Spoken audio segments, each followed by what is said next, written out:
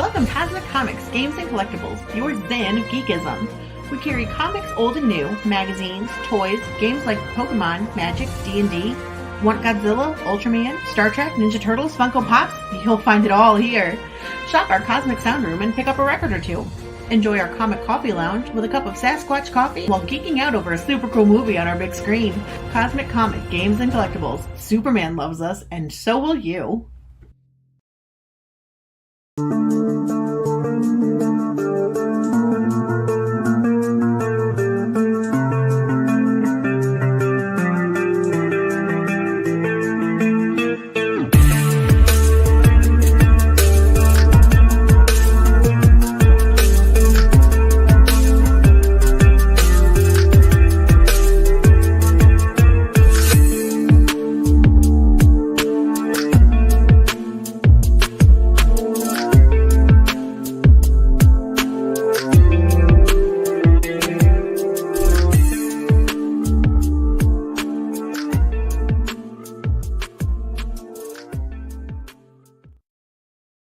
Hi everyone, Jason Hunt here, inviting you to join us every Saturday morning for news, the week's headlines in science fiction, fantasy, horror, comic books, video games, plus Comic-Con updates and the weather, and the occasional interview along the way. We call it Good Morning Multiverse. We hope you join us every Saturday morning at 11 a.m. Eastern, 10 Central, right here on Sci-Fi for Me TV.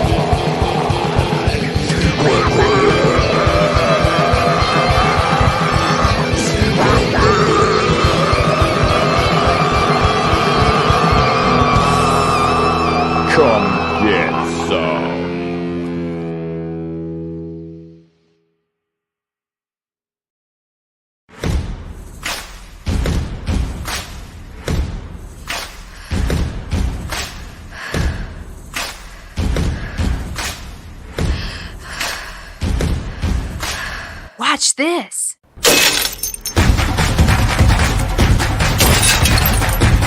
Hey! Oh! Get out! Oh! Let's go.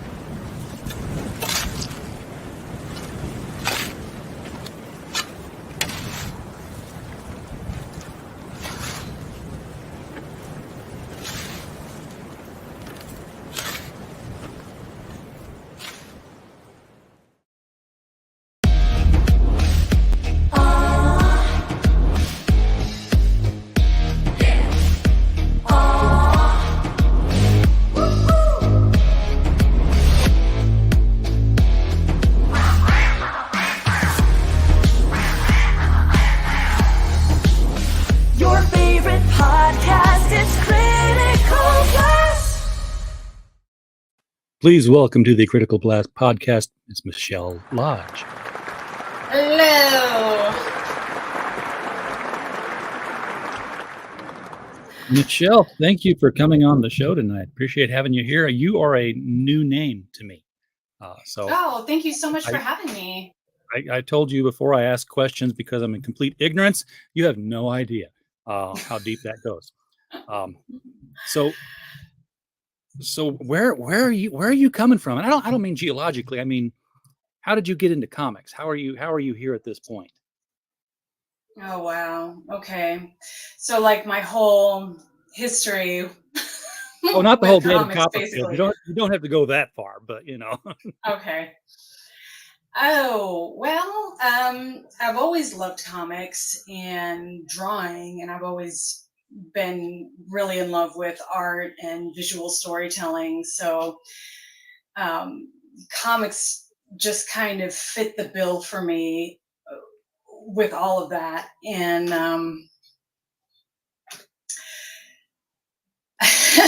here I am with comics. Were you a comics reader from a young age, or? Yeah, actually, I am. I started with, Archie was a big one that I read when I was young, and Calvin and Hobbes, and Get Fuzzy, I think was another favorite.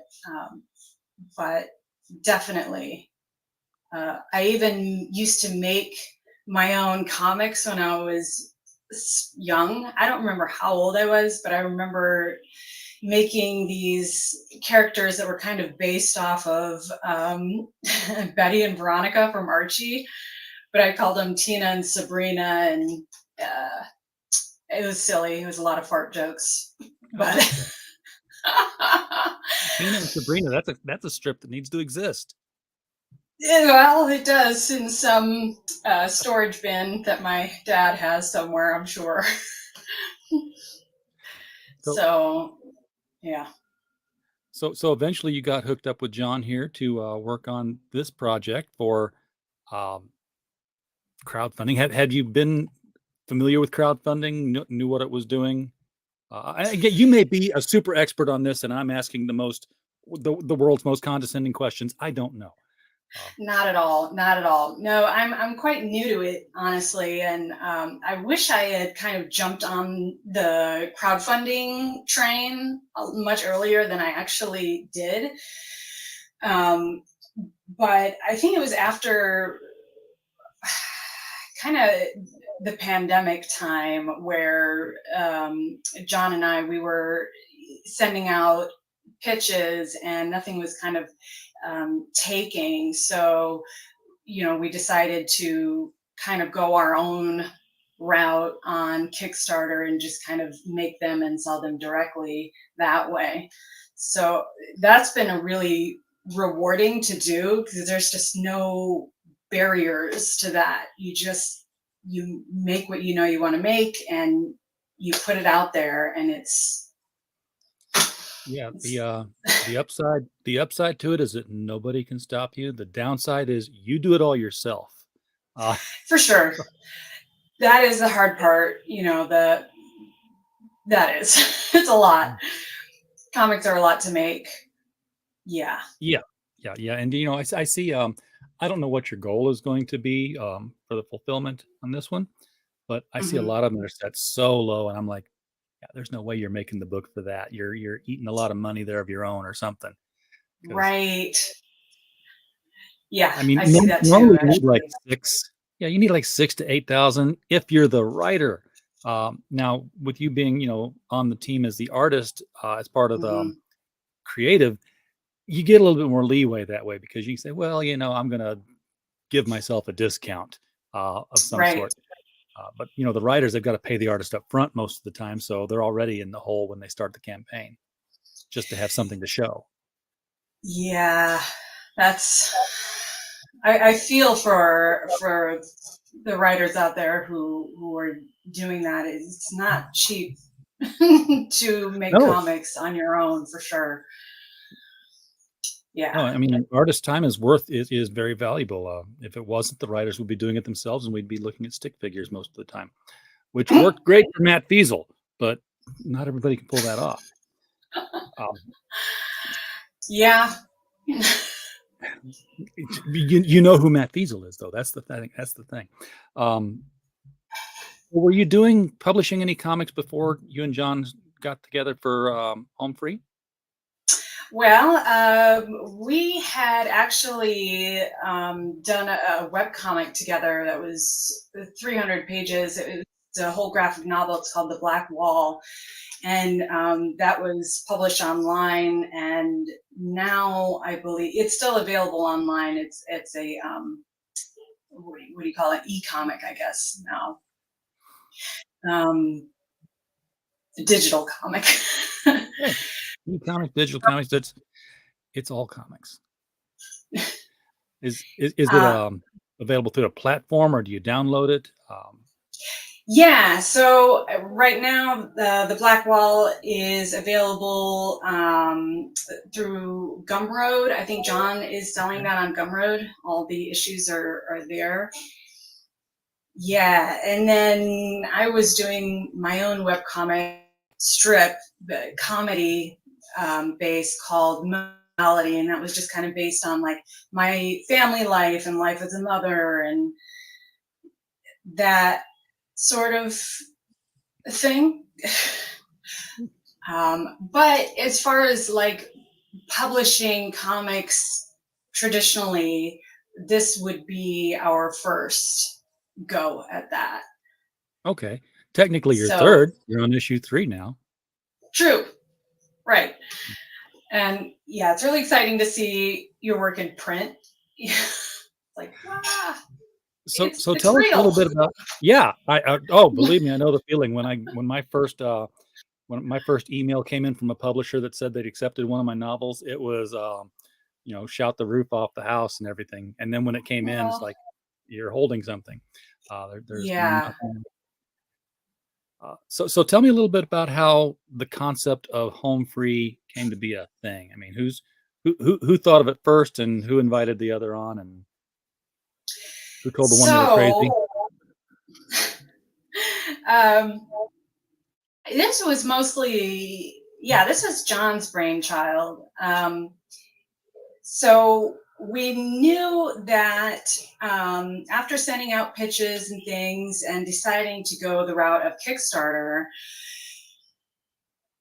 we didn't want to just bust in the gate of Kickstarter with a huge graphic novel when nobody knows who we are, So we kind of wanted to start with a smaller project and kind of work our way into Kickstarter and kind of build up an audience for our work. So that's when John came up with Home Free. So he took one of the characters from the Black Wall, and basically the story follows her years later, years down the road, and it picks up with her, and that's Sarah, and that's the main character of Home Free. So, it starts there. Okay. There's a lot of criminal activity going on. It appears, or at least it's intimated at. When a police officer is watching somebody dig a hole in the desert, you're figuring they're not planting azaleas. Right. So True. So what's the driving plot thread of Home Free? What's the compelling hook that we'll find in issue 1 that forces the reader forward into the rest of the story? So Sarah is a person who is sort of on the run, so to speak. In the world of Home Free, it's like an America that is on the brink of a violent revolution. So last in this,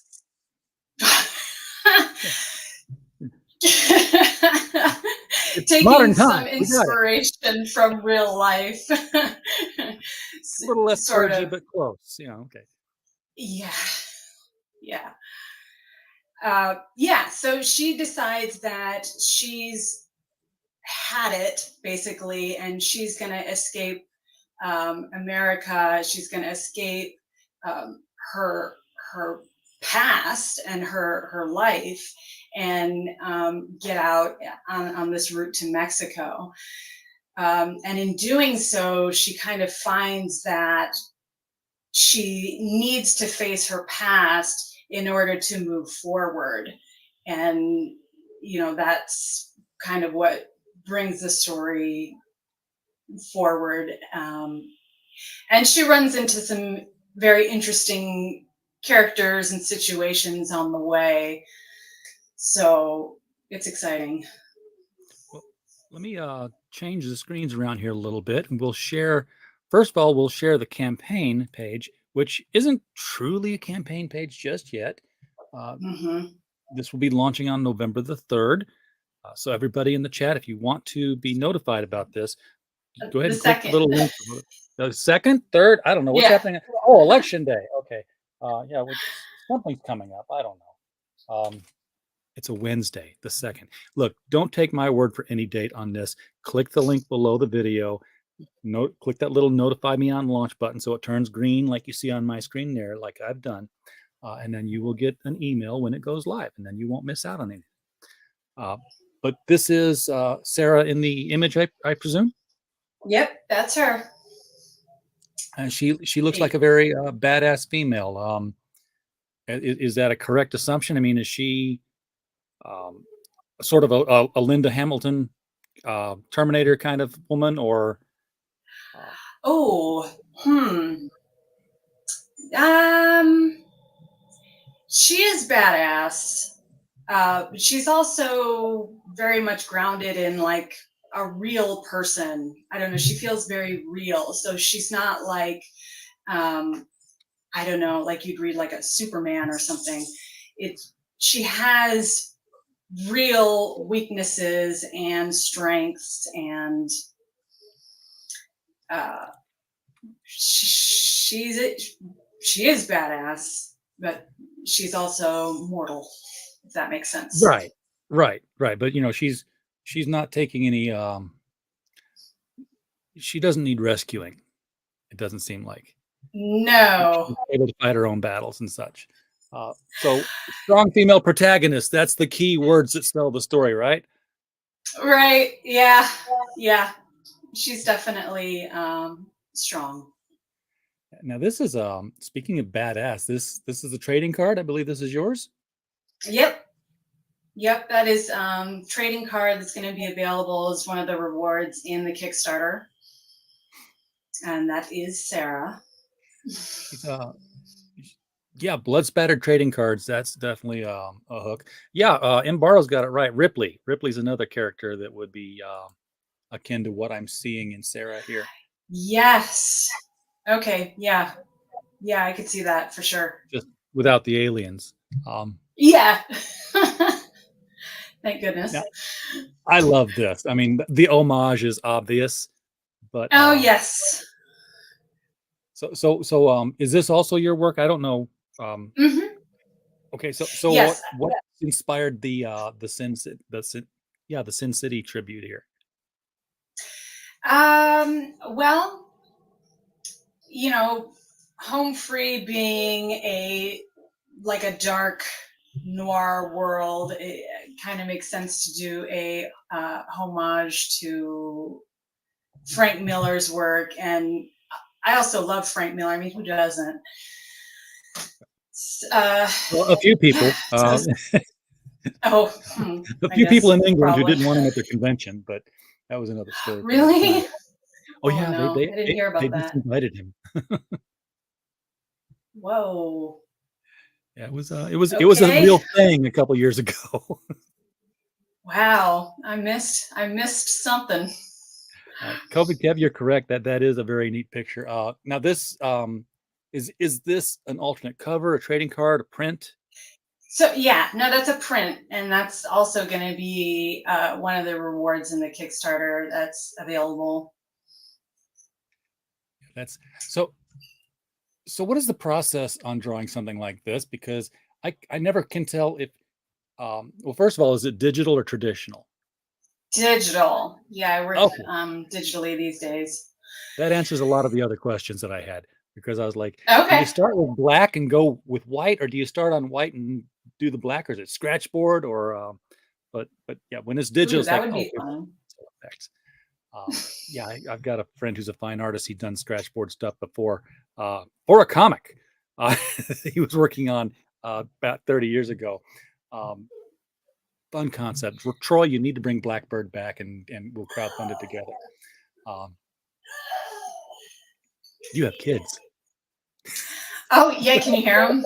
I heard somebody getting shot and another one dying, and it's great. Oh Love it. yeah, never a Um, quiet house over here. No, that's fine. That's the way it should be once you got kids. Yeah, Embargo, you're right. That cover that should be a variant cover, and maybe it will be. I mean, the Kickstarter's not launched yet. Things change rapidly in this fluctuating crowdfunding environment. We got some sample pages here. I don't know that they're in order, but this is part of the scene that we saw semi-animated in the video. She's Hmm. in the desert, and there's highway patrol. Now you'd think if she turned around, she could see the highway patrolman because we can see the car. So Right. uh, she doesn't seem to care. She's just very focused on her journey, and she's um I know the text isn't there, of course, yet, but she's Right. counting her steps, and she's Oh, so she's well, then she's digging yeah. something up, not putting Hmm. something in.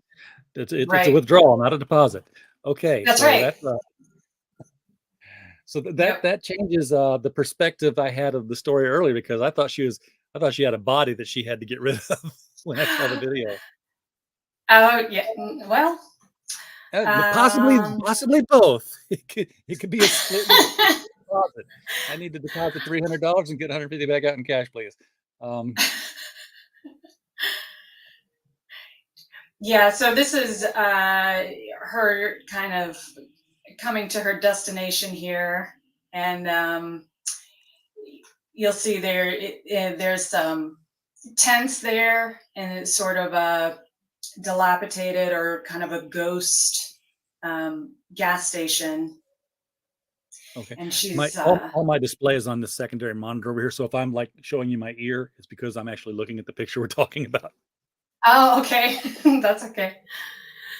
Yeah, so she's getting out of her car, and she thinks there might be somebody there, maybe, maybe not. And in the world that Sarah's in right now, it's you don't know if the person you're going to run into is friend or foe, and it is literally life or death. So she's Okay, so prepared. there's a lot of backstory I think that is going on with Hmm. this. Uh, are you going to include books 1 and 2 as an option for book 3 here? Definitely. Oh yeah, those will be available. Hmm. Excellent. I'm digging the art style here. Who who are your influences as an artist? That's the most generic, banal question I can ask, but I am Oh, curious that's a because great question. I get like a Nigel. I'm an old guy, so I'm looking at this. I'm like, oh, black and white females with short black hair. That's Nigel with the full lips. Um, Um, okay, let's see if I can list my influences and remember their names, because terrible with names. Um, but I can think of the book titles. Uh, who did Black Hole? oh, I have no idea. Right? But you know who I'm talking about? Kind of. I mean, I've got like three different. I'm old now, so there's a lot of black hole titles in my memory. I'm going all the way back to Disney now with the two robots and the sci-fi adaptation. Um, The funny thing is I can just see the work so clearly in my mind, but the names I'm just blank. Well, now you know what? We Joel got the people of Jones. Google. Oh, Google. There we I know go. Joel Jones. Yeah, Black Hole Comics. Oh yeah. Oh, I can definitely see the influence right away as the images come up here. Charles Burns. Yes. Oh, thank you, man. Thank you. Yeah, I can see that. Yeah. I remember I'd not read Charles Burns books, but there used to be when I lived in St. Louis, there was a one of those freebie newspapers that was like, you know, all the government's evil stories, and go into the back and hire your dominatrix from these ads. And oh, here's the bands that are playing in town.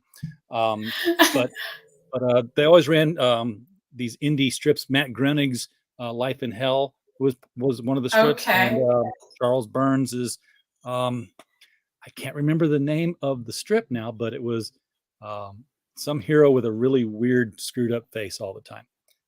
Hmm. I don't know what I'm it not was now. familiar with that one. 30 years ago. So Well, yeah, so I like him, and like I mentioned, Joel Jones is an influence. Terry Moore is an influence. I love the way Terry Moore does faces, yeah, expressions, hair, clothes. Oh I God, was going to everything. compare this kind of to a Strangers in Paradise kind of feel to it, but then I Oh, started thinking awesome. because it's black and white, no, it's a totally different art style than that. Um, but you know, I could, you know, again, two female protagonists, black and white indie comic. Sure, we'll call it Strangers in Paradise too. Um, so there's a lot of driving, yeah, so far on the pages Right? I've seen. Yeah. So Yeah, there's going to be some, exposition on the screen there. The lettering isn't in yet on that, but that's going to be kind of the radio, kind of explaining what's going on in the world and kind of where things are at yeah, and it's not socially, totally Mad politically. Max. Yeah, it's not totally Mad Max because there are other cars on the highway with her there. It's Mm-hmm. not as highly Mm-hmm. trafficked as you would expect. Um, Mm-hmm. but you know, Yeah.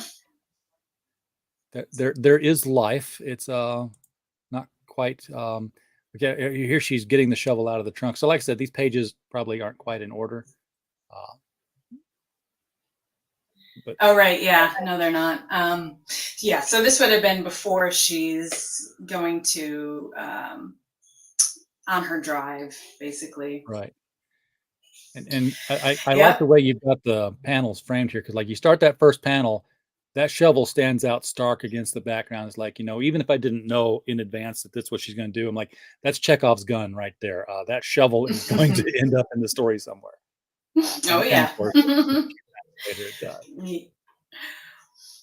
Yep. As does the lantern. She's bought it. She's bought everything she needed. Mm-hmm. She's prepared. Oh, there's of course the logo. I love the design. Did you design the home free logo for the book as well as doing the art? I did. Yeah. Now I feel like I've Yeah. insulted you with my cheap attempt at copying the style earlier. Oh, no. I thought that was so cool. I got very excited. Truly. It's not the exact lettering. It was just some approximation that I have. I collect fonts like crazy. Oh, that's Every time cool. every time I get a new computer, I've got to start loading them all up again because they all die with the old one. Here is the main cover, or That's a variant cover, and that one was done by Raymond Lolisher. I hope I'm not butchering the pronunciation. I wouldn't know. Lolisher. And then the colors on that were done by Aero Denardi. Oh. Pops is in the but chat. He says this looks pretty cool, and Pops is right. This does look pretty cool. It's a nice change from the superhero, from the shall we say enhanced physiology books that are out there. Yeah, that's actually what I really love about this story and like the genre of crime fiction, basically in the comic world, is it's refreshing, I guess. Just like you Yes, said. yes, absolutely. Uh, Eric Boyd in the chat saying hello. Mike Walters has popped by to share and like, and he's going to be reminding everyone that the Mike Stand is starting at the top of the hour for all niche news in comics, manga, and professional wrestling. So this is the main cover. This is, yes. So that is the issue is called Desert Green. And Yeah, I was going to ask yep, about that. yeah. What's that mean? Because when you put two words together that don't relate normally, that's like peanut butter and sardines. I'm like, okay, how does that work? Oh God, Desert that sounds like a green. terrible combination.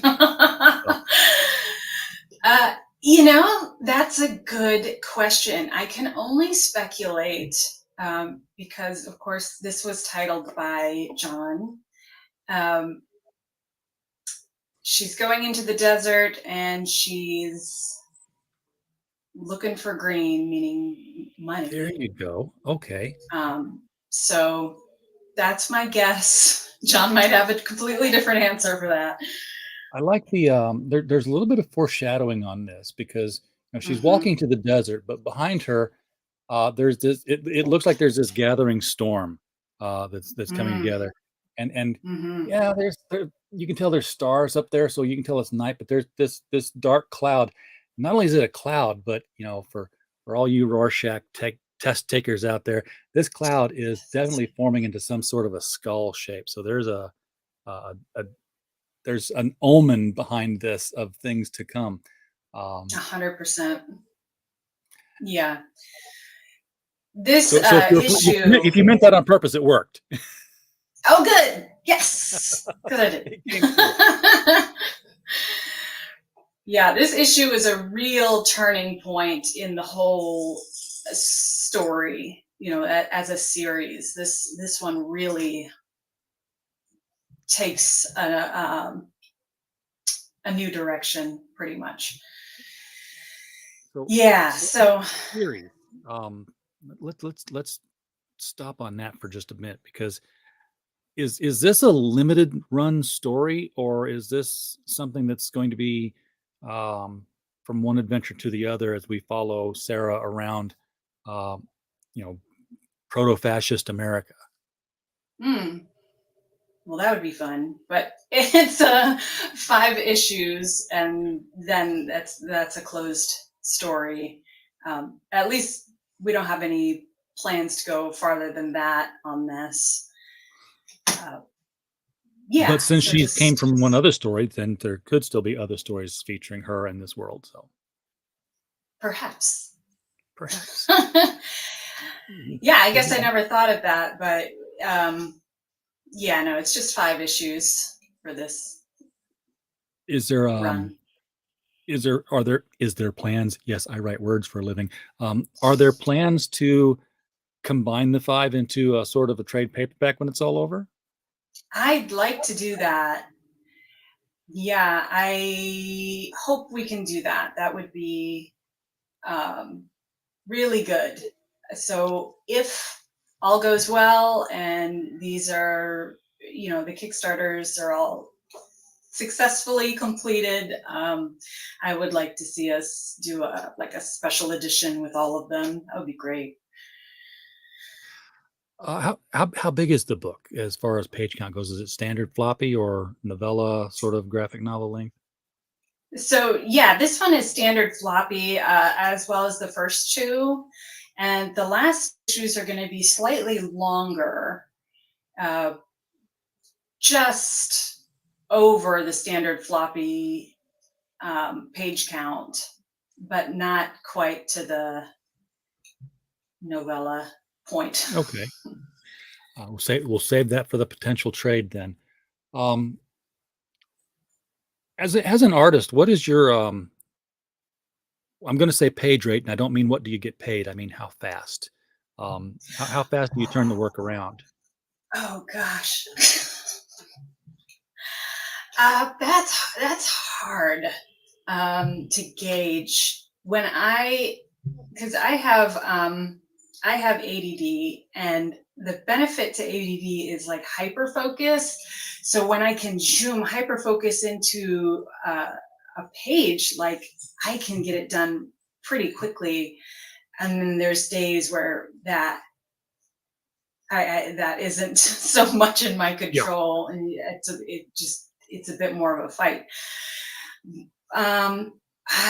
Gosh, I'd say a page would take me 2 to 3 days. I'll go Okay. there somewhere in there. Because from there, of course, it springboards into the campaign launches the 2nd of November. It's November, guys. Quit listening to my dates. But when does it fulfill?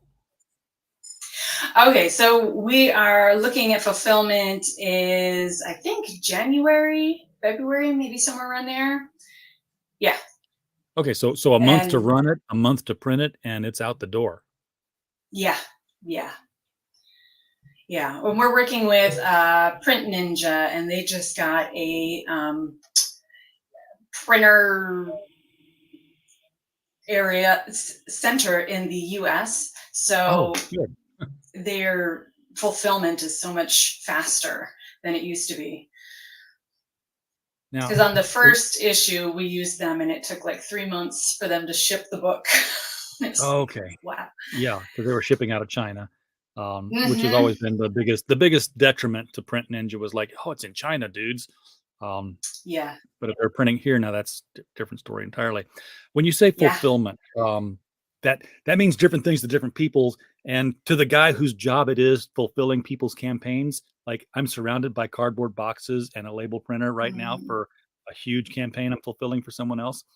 Do you say that they're fulfilling to you and John to put things together, or are they fulfilling like directly to the buyers? Oh no, like they're shipping us the comics in a big Oh, box. And then we have to do exactly what you're doing. yeah, With it's the a label zen-like printer and the process. boxes. Yeah, I love doing it, but Pops is saying keep it floppy for the price point. Um, yeah, it's if you print enough of them, then it's you can get a nice cheap floppy out of it. What is the now you're going to have different tiers, and I know you don't want to prognosticate all of them right now until you launch, Mhm. but for your basic, here's the book tier. What would people be expected to lay out on this one? Yeah, so we have a digital tier that's going to be $5, and that's for the digital issue to be sent to you, PDF.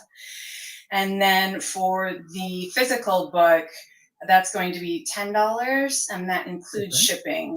So, and Oh, you that's built to the the shipping into it. US. Yeah. Yeah. So In there's in the no, US, right. yeah. Out of the country, it gets a little trickier with all the shipping Tell me about it. rates. That's what birthed my industry was shipping things out of country for people. Um, Mm. and we saw the trading card. You had up here earlier. I'm gonna back up to it here just a little bit here. Doo, doo, doo, doo. Is this the first time a trading card's been done on the series, or is this the third trading card in a series? That's actually the first one. Um, yeah, we've had prints in the other campaigns we did, but this is the first trading card. All right. Yeah. That is such cool artwork that I almost don't want to see it shrunk down to something like this. I want to see it, bigger, Oh, like cool. like a wanted poster. Oh, that would be fun. Because I'm That sure would be she fun. is wanted. She's She on might the be. road. As for the other Yep. pictures, yeah, that's it doesn't take a genius to figure that one out.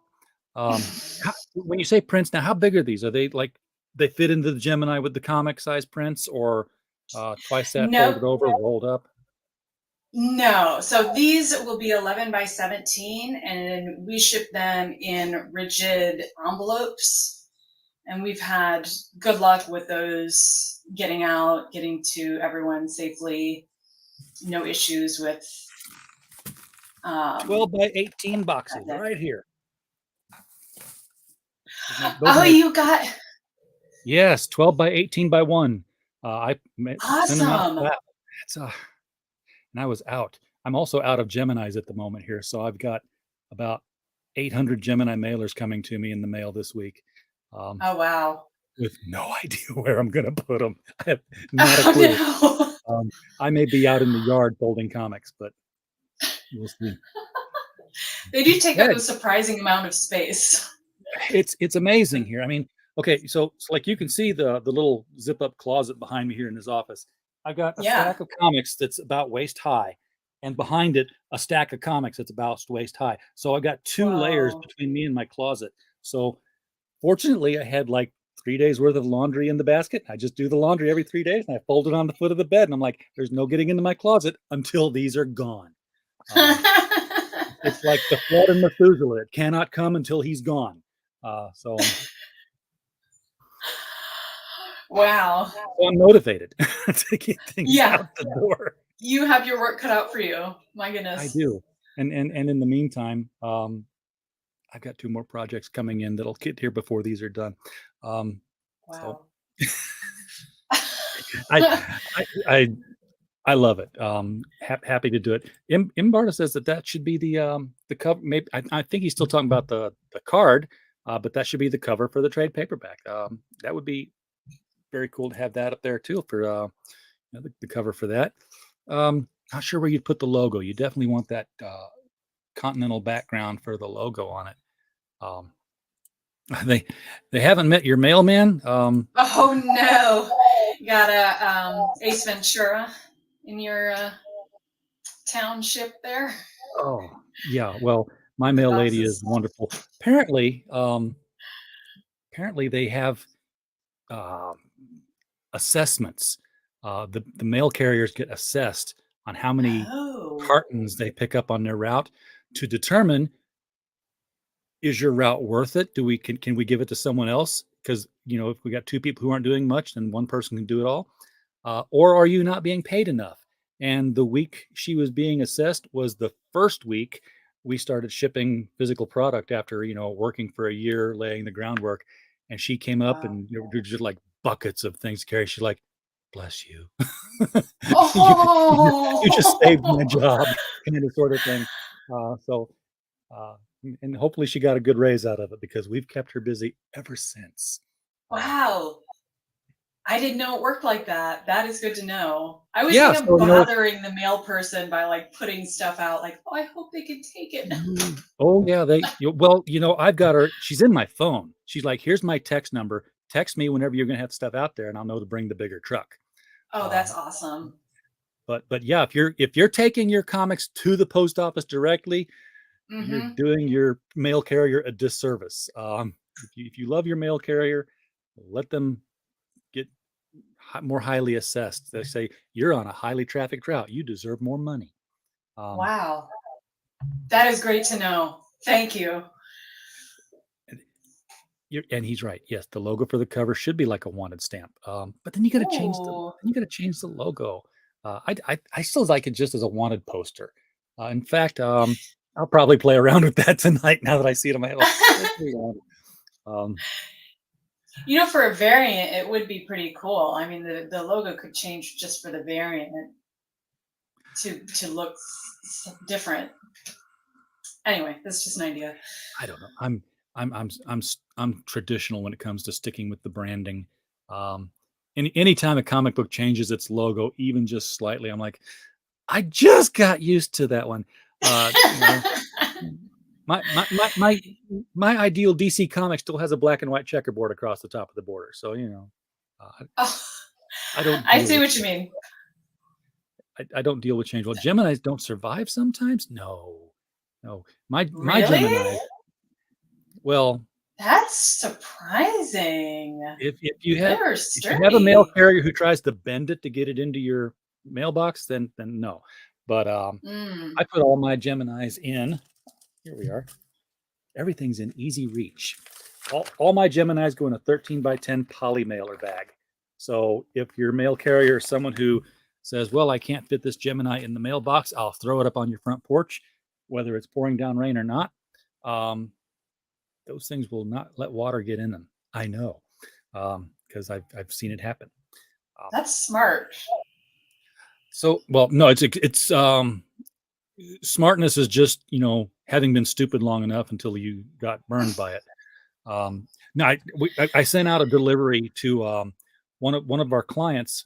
He had the books, and he had these 12 by 18 prints, which were sent out in these flats here. So what I did was I put them in the flat, sealed it up, and then the books were in the bag, and I put the bag on top of it, and I just taped it all together and set it out as one item, which is perfectly legal to do.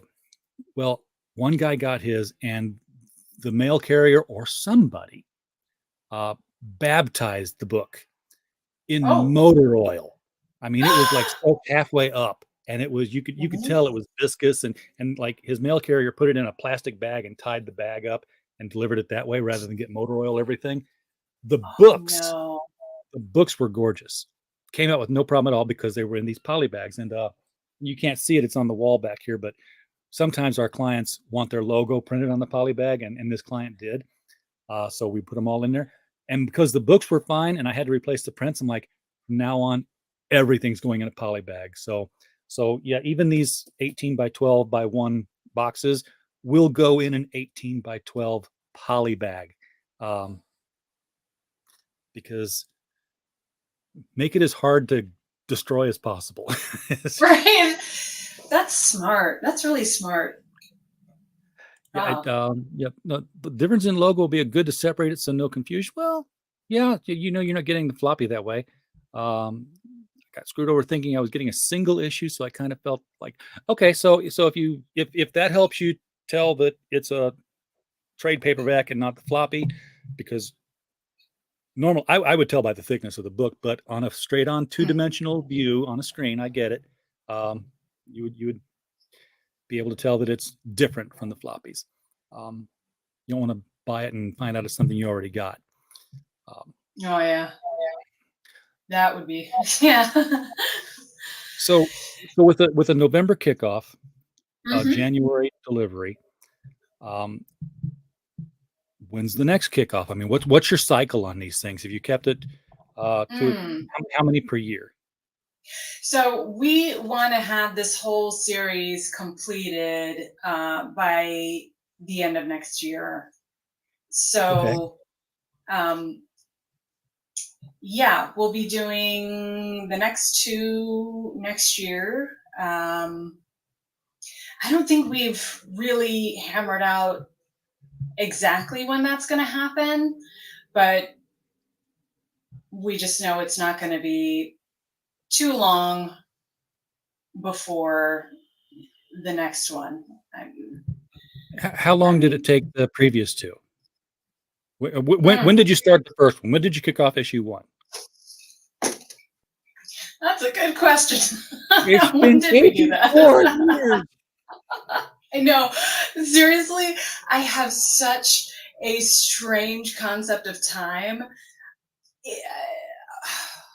I want to say, oh God, when did we do that? I can probably look. See, because like if you say 2006, then we're gonna have a little bit of mistrust here about 2 issues next year. No. It was not that long. Oh, okay. July 2022 was the first one. So you're doing these things about every 2 months, every 3 months. Yeah, that sounds about right. That's what I like to hear. That's what crowdfunding is really going to need. Is they're going to need people like you, and like the people who do Miskatonic High, that can put things out on a schedule, like once every 3 months, once every 6 months, even. This whole, thank you for buying our comic. Part 2 comes out in another 2.5 years. You get that expiration of expectations going. Somebody who can crank them out. That's what we need. So crank out more. Thank you. We'll do. Tokamai Yeah, LLC is in the room. Good to see you there. So let's talk marketing. Sure. Because a comic is never just the comic. What's the future for Home Free once it's done? I mean, is anybody considering what these other properties can be? What other medium can handle the property? And let's just be direct. Is Oh. Netflix looking at this? I would love them to. We haven't given it to them, but I'm sure we would be more than open to that. It would make a cool series. Just saying, all you executives out there. I completely agree. Tokamai LLC, is there a link to this project? Yes, there is. It's right below the video. So it's in the description. It will take you to the Kickstarter page, which currently looks, where'd my mouse go? Currently looks like that. So it's just a, it's kicking off next Pretty Tuesday. much. So, hit the green button, and then Tuesday you'll be told what's going on. And then once it is launched, you'll get to see not just these prints and cards, but you'll get to see the interior pages like these, where we follow Sarah through a near future, I'm calling it proto-fascist, not quite Mad Max, but not quite Escape from New York kind of a level. It looked very much like, it looks like now, but it feels like later, if that makes any kind of sense. Oh, yeah. I guess the Purge kind of world would be the closest I could come to it. Yeah, it's not far from that, I would say. Yeah, it's sort of increases as the story goes, and the world just kind of gets, the tension rises, and stuff happens. I'll put it that way. That's the best description of any comic out there. Stuff happens. Stuff happens. What's your elevator pitch? Stuff happens.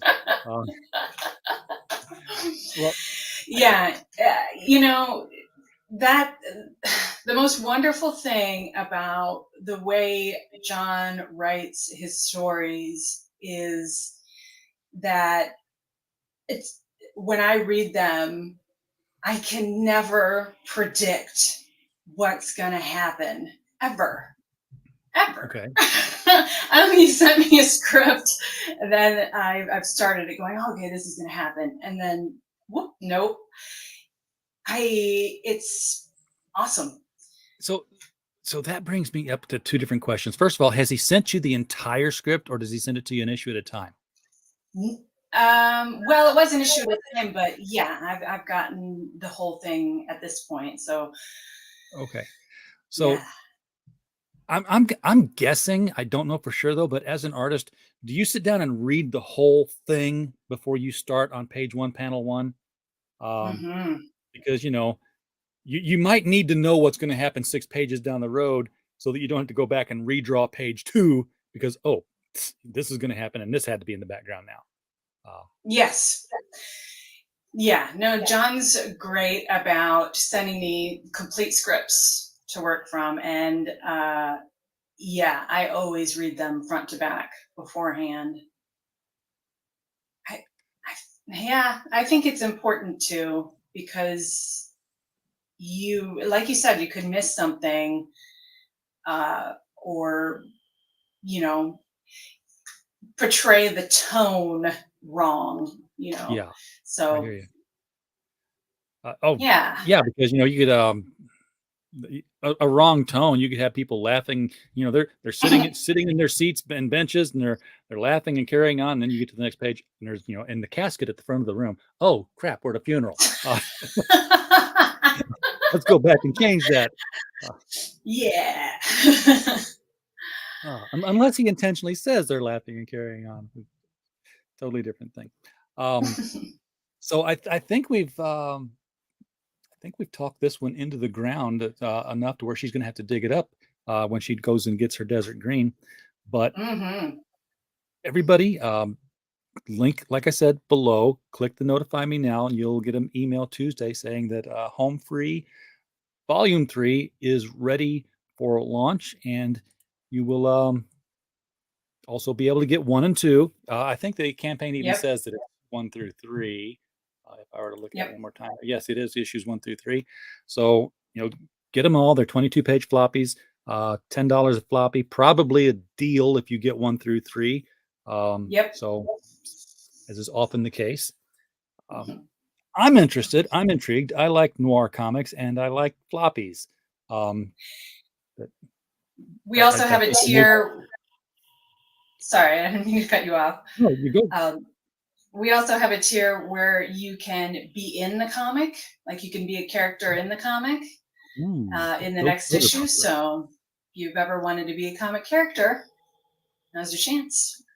What kind of extra bonuses? Just give us an idea of things you can get other than the comic here. We've seen the trading card, we've seen the print. People don't like Right. T-shirt, bottle openers, waifu pillows, that kind of thing. I'm kidding, but I've seen them. No, we've got stickers, we've got enamel pins. Ooh, I'm in. Yeah, the enamel pins are right here. Yeah, they're the logo. Oh, I love that. If you can focus. Yeah, I gave it the big screen too. That's Yeah. fantastic. Okay, I've got to get in now for the enamel pin because I've got a hat full of enamel pins stuck in them. Looks much like Pops' awesome. hat. If you haven't been on Pops' show, you need to get over there and get on the Comic Talk with Pops Van Zandt. Not like you're not on there already, because we're simulcasting. We are on the Critical Blast channel and we're on the Comic Talk with Pops Van Zandt channel at the same time, talking to 2 different audiences. So Oh, okay. it's been a very fun partnership there. Mr. Bardo saying how much? I'm assuming he means the pin because he was paying attention earlier when we said $10 for the comic. Oh, offhand, I'm not sure, but I know we're offering that as an add-on.